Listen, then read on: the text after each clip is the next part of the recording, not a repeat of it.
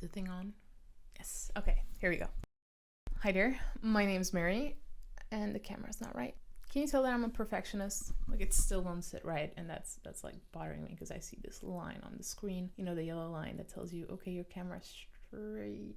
Okay, there we go. Now we have it. So, hi there, my name's Mary. Probably already said that. Welcome to my channel. This is the first time I'll be doing something like this. I think that's truly my own and something that I'm passionate about, because if I think about it, I think I've done YouTube before with my sister, but it was just for my mother. Anyways, that sounded a little bit wrong. This is something I really wanted to do, and with the vibe that I really love. So here we are.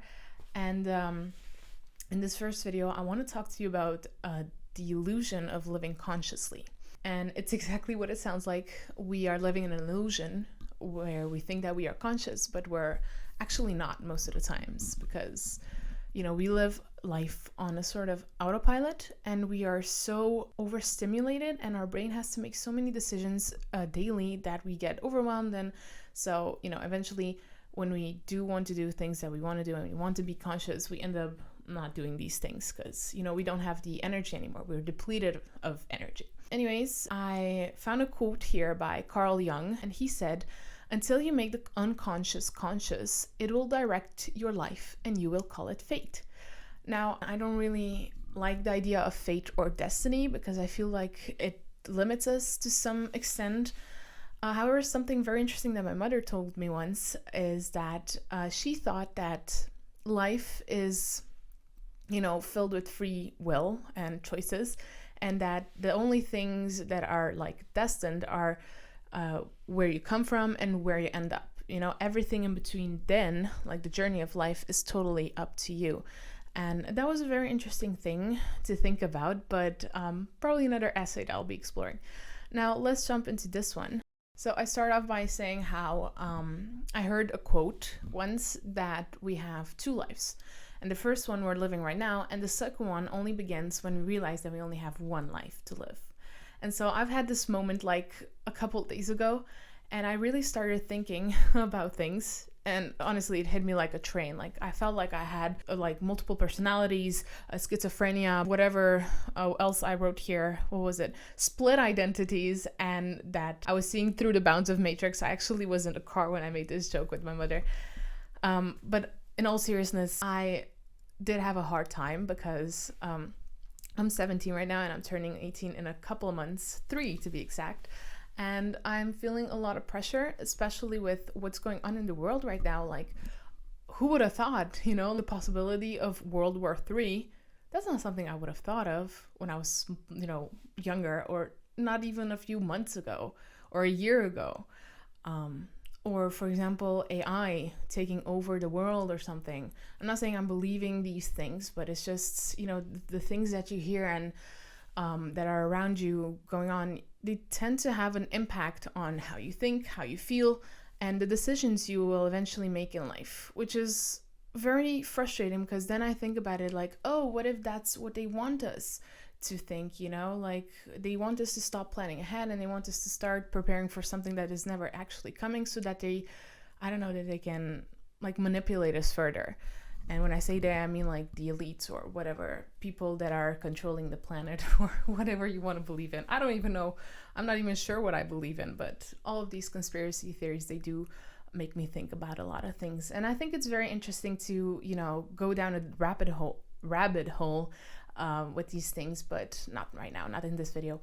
The thing that I wanted to discuss was that they say your inner turmoil either consumes you or resurrects you, and I had to decide which one of these two would apply to me. So as I said earlier, we people tend to live our life pretty unconsciously, and we make decisions, we think and we act in a certain way that doesn't really represent our conscious selves when we look back and reflect on most of the things that go on in our day, or at least that's the case with me personally.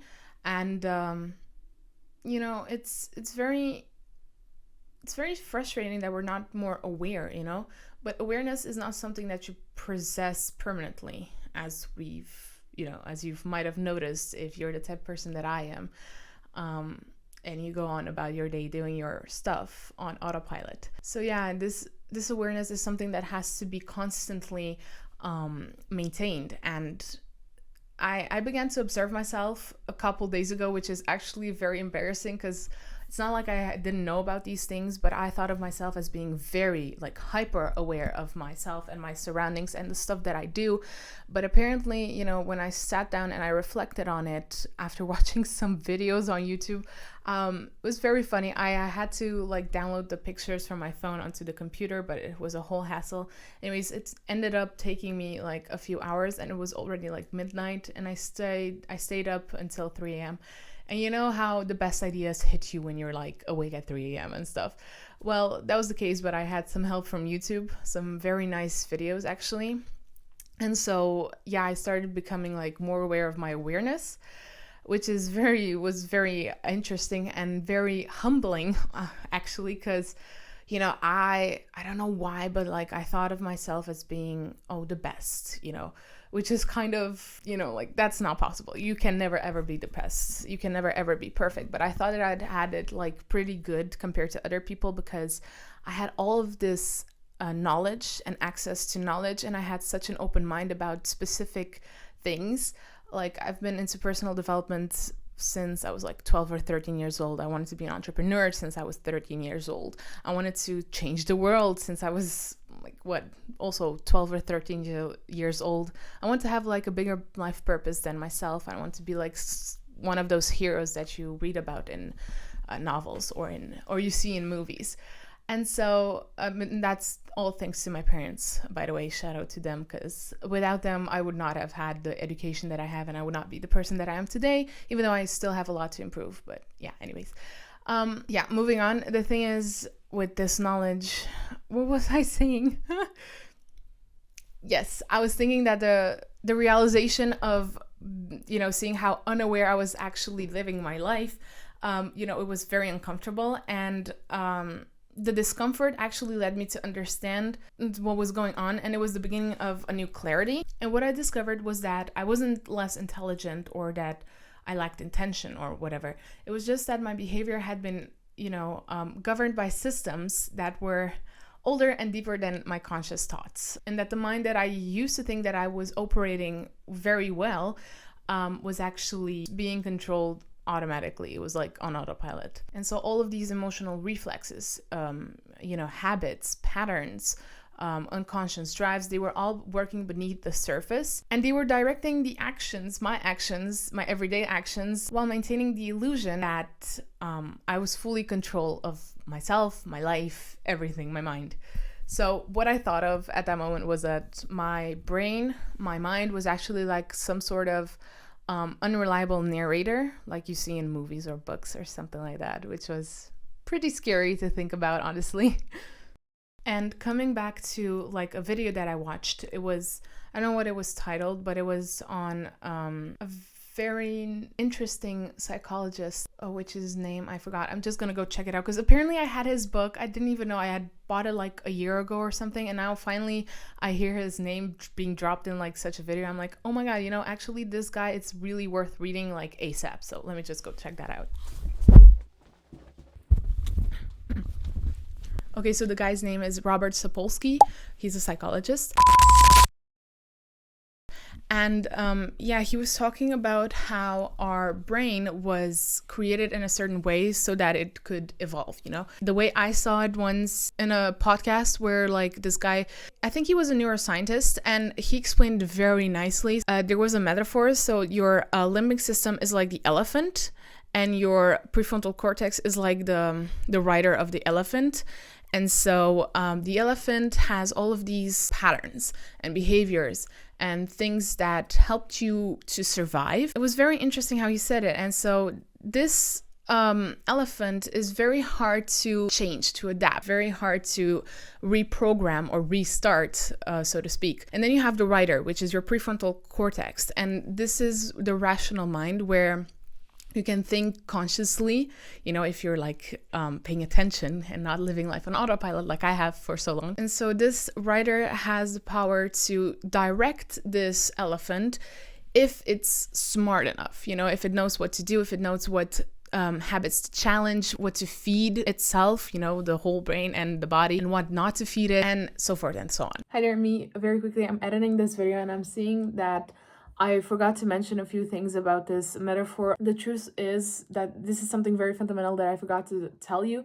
It's that the rider is like weaker than your elephant, because you know, the elephant provides the energy, the rider provides the direction. And this is why people procrastinate, they break diets, they stay in bad habits, and eventually, you know, they react even though they know better. And so here's a more scientific and accurate version of what I said. The rider doesn't really control the elephant, it rather like trains the elephant, and it guides it gradually, and it shapes its habits over time, right? So it cannot just command it instantly, because it won't just listen to it, because that thing is big, that thing is old, it's been around for ages. It's not just gonna listen to your, like, you know, the writer.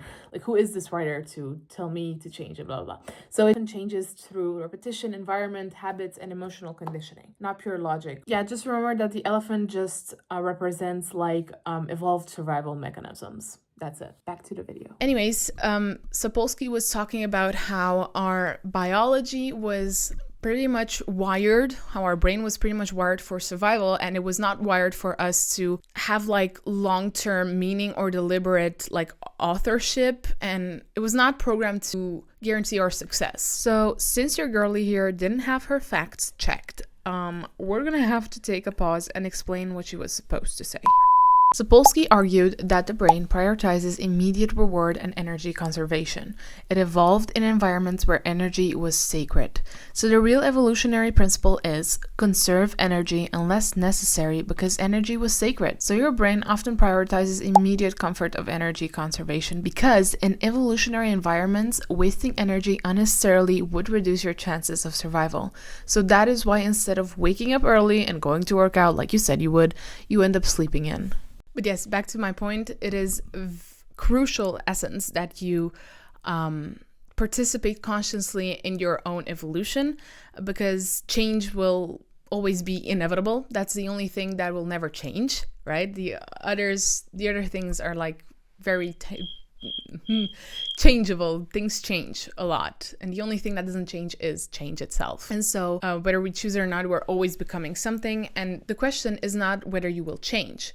The question is whether that change will be happening unconsciously, or whether you will take a part in it deliberately, you know, and part of shaping it. And so there you have it, folks. This is why I started documenting my life. Not to perform it, not to perfect it, but to just observe it, to improve it, actually, and to make the unconscious conscious. Thank you so much for watching this video.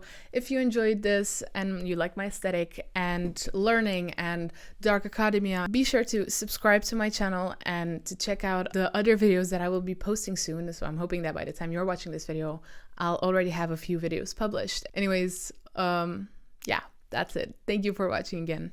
Bye.